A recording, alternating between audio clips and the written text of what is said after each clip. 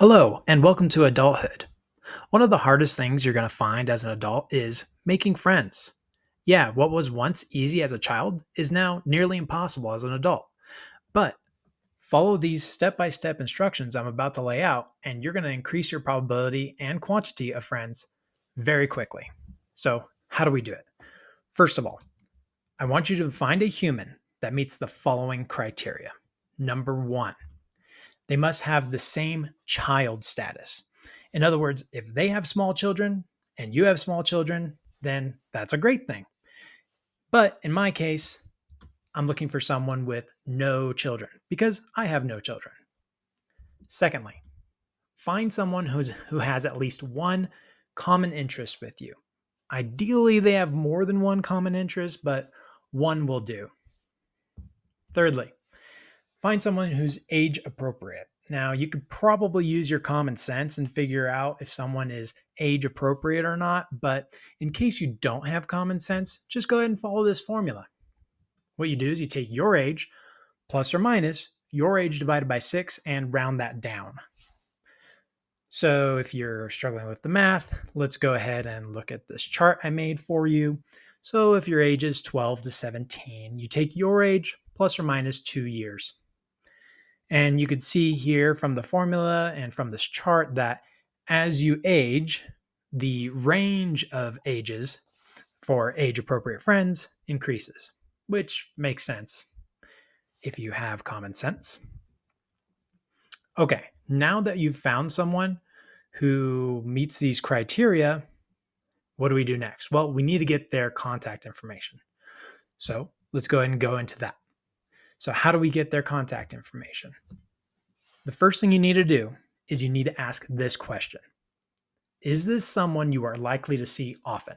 Say someone at school or at work that you have seen multiple times?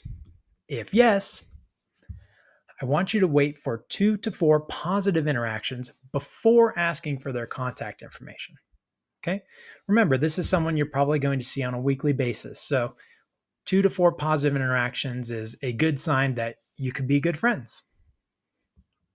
If it's someone you're unlikely to see ever again, just ask for their contact info right away.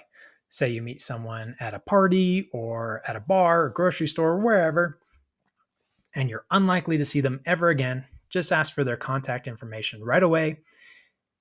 All right. So now that you have their number, what's next? Well, here comes the hard part, figuring out how to hang out with them. Well, ideally, you have at least one common interest. And once you have that, I want you to go ahead and follow this simple and yet effective flowchart. Okay. So, first of all, let's start at the top. I want you to wait at least 1 week, so 1 to 4 weeks after getting their contact information, ask them to hang out. Okay. So, wait 1 to 4 weeks. Then, when you ask for them to hang out, I want you to give them 1 to 2 weeks notice. Don't say, hey, do you want to hang out today? No, don't do that. Say, do you want to hang out in a couple weekends or on this date? 1 to 2 weeks notice. Now, they're likely going to say no because they'll say, oh, I have other plans or whatever.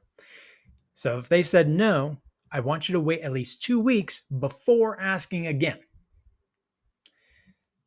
If they say no this time, then you end up in this right corner. And this is where most relationships are going to end up, sadly, is that they probably don't like you. So they've rejected you twice and they probably are not going to be your friends.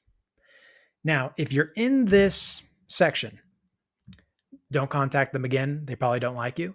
But then they contact you, you can just go right back to the top here. Okay, so that's a good sign is that if they contact you after you've waited, that's great. Now, let's say you ask them to hang out and they say yes. This is a most ideal situation, obviously. And hopefully you end up in this left side of the flow chart and you kind of just loop around here. So if you hang out and it goes well, or it goes really well, great. And you can kind of judge based on how well it went, how long you should wait to ask to hang out again. So if it goes well, maybe wait a week to ask to hang out again. But if it goes really, really well, then you could ask them to hang out sooner. And then if they say yes again, then hang out, and ideally you loop around in here. Now, what if you hang out and it goes poorly? You guys just don't get along, whatever. So if it goes poorly, just follow this over here and go down to over here. Don't contact them again. All right. And again, this is where most relationships are going to end up. And what if you ask them to hang out again and they say no? Well, then just go back over here and wait 2 weeks for the hangout again. Pretty simple. Now, what if you end up in this dreaded right corner here? Don't contact them again. They probably don't like you. And you're waiting and you're waiting and they're not contacting you. Well, ideally, just don't contact them again. But if it's someone you really, really, really want to get to know and you think you'd be really good friends, here's what you do. I want you to wait 2 months at least and ask them to hang out again. Okay? But I only want you to do this once. So don't cross this line multiple times. You can see over here, this dotted path should only be crossed at most once. But what's most likely going to happen is they're going to say no, and you end up back here. You're just a little bit sadder. Okay. But if you follow these steps and you've followed all the criteria I've laid out before, I can guarantee you your probability of making friends has gone up dramatically. So good luck out there, and thanks for watching. Bye.